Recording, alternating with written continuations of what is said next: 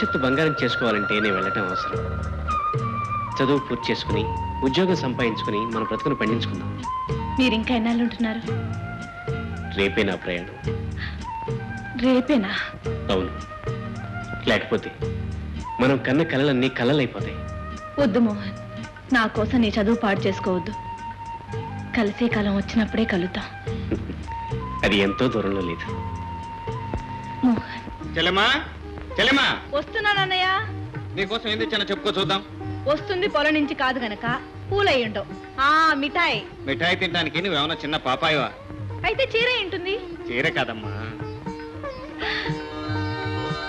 అబ్బా, ముత్యాలహారం ఎంత బాగుందో.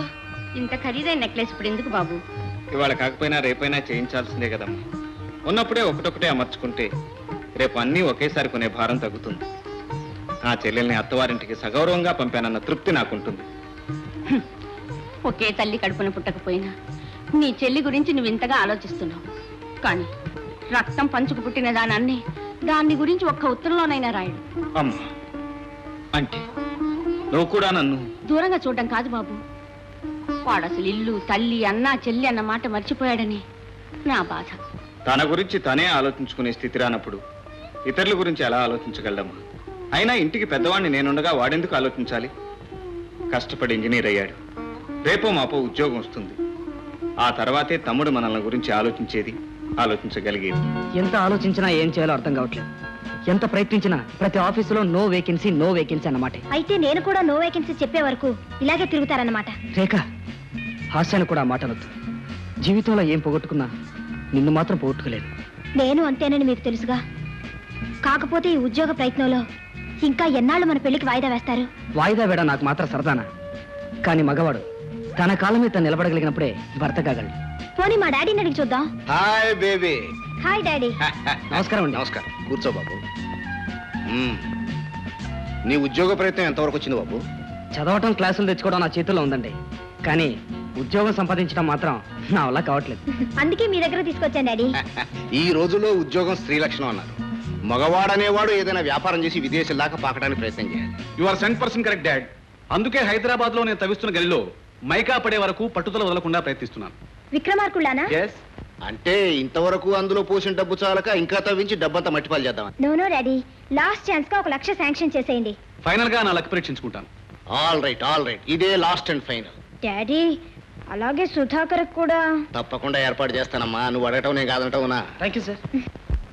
ఏ పద్మా, పద్మా, ఏంటి మా పొలం వైపు వెళ్తున్నావు? మా అన్నయ్య కోసమేనా? మీ అన్నయ్య ఏమన్నా కృష్ణ పరమాత్ముడా రోజు వెళ్ళి దర్శనం చేసుకురావడానికి? మరి ఇలా ఇటెక్కడికి వెళ్తున్నావు? మీ అన్న చెల్లెలు ఏమన్నా ఈ దారిని కాంట్రాక్ట్ తీసుకున్నారా? అమ్మా, తప్పైపోయింది, క్షమించు. క్షమించాను గాని ఆ క్యారెల్ ఏముంది? గారెలు తింటావా?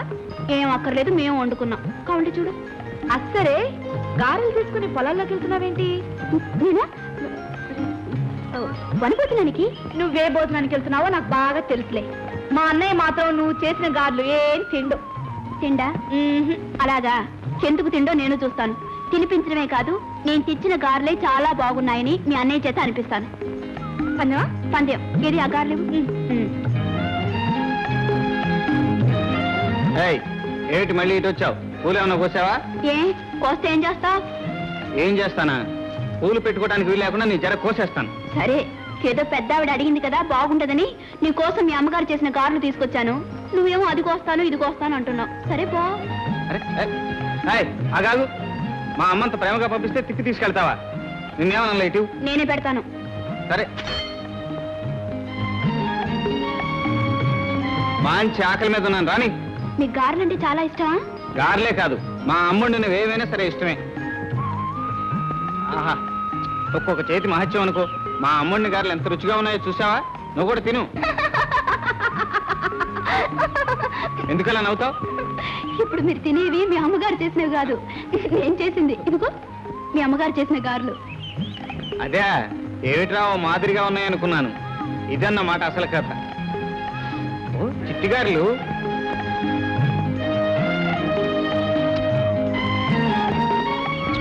ఎమరుచిగా ఉన్నాయి. నూనె ఉన్నాయి. ఎందుకు?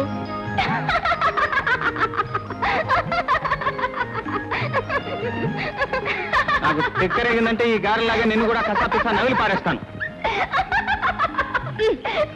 చూసావా తులసి పంతేలా నేనే